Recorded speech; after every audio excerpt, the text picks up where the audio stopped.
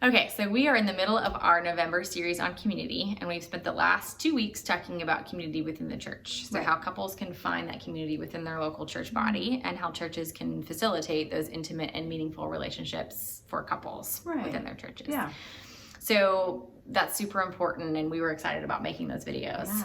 Today we want to zoom in a little bit to perhaps your closer circle of friends. So we know that who we spend time with can significantly impact our marriages. And we're taking this from Proverbs. And one verse in particular really just spoke to us as we were kind of thinking through the video for this week. But Proverbs 13:20 says, "Walk with the wise and become wise, for a companion of fools suffers harm." And so just taking these wise words to heart and realizing that our community is important, and it really can influence and shape the way that we do our married life. Right. I mean, I think this is modeled for us throughout scripture, right? I mean, even Christ had his hundreds of followers that followed him from city to city. But even then he had his select 12 that he discipled, that he mentored, right? But even amidst those 12, he had his 3. Right. His tribe or his village, whatever you want to call that close-knit group of people around you. I think this is so important, both on the couple level, to have those couples around you that really just pour in and come alongside and that you do life with, but also as individuals to be able to say, you know, this is my person and this is who I can go to in a time of need, and that they can pour into me. And going another verse in Proverbs, right, of that iron sharpens iron. Exactly. And having that model there. And so knowing that that's so important, we want to come up with a few practical steps for you guys. Things to take away from it, things to try out at home. The first and foremost is to find your people, right? I know for me, it was really challenging to find people that had similar interests, similar parenting styles, similar ways of just, you know, doing life. So many factors. Right, there are. And factors that you wouldn't even think about. Yeah. But finding your people that you can be yourself with, because at the end of the day, that's what's most important. Definitely. Right? Yeah. And I think that brings us to our next point too, because it is hard sometimes, and it takes a lot of time and a lot of effort and a lot of energy to find your people, find your tribe, like Lauren was saying. So our next point is be invested. Right. If this is important to you, then we've got to make it a priority. Right. And we really, really do think that this should be one of your top priorities, because this is how we are encouraged. This is how we spur one another on, and this is how we grow.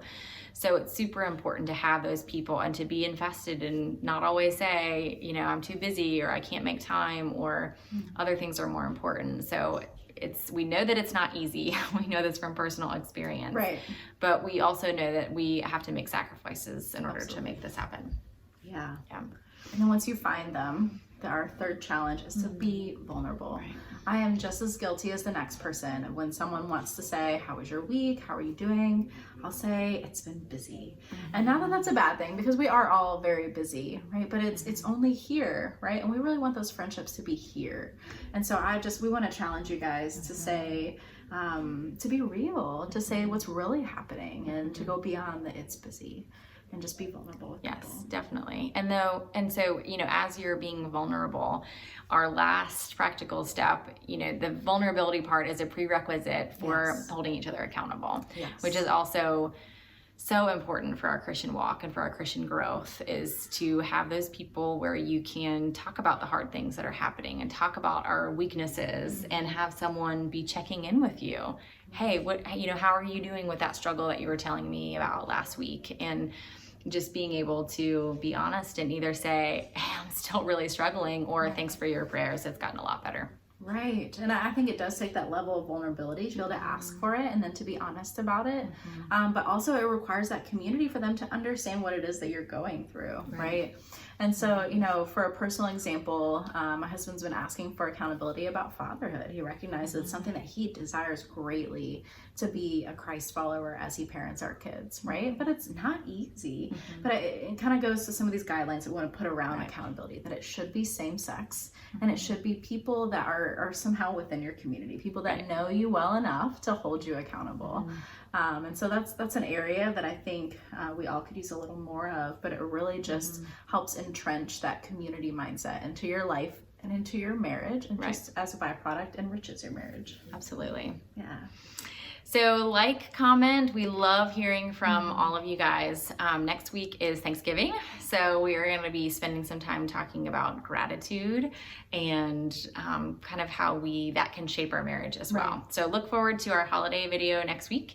And we hope you all have a wonderful Thanksgiving. See ya. Yeah.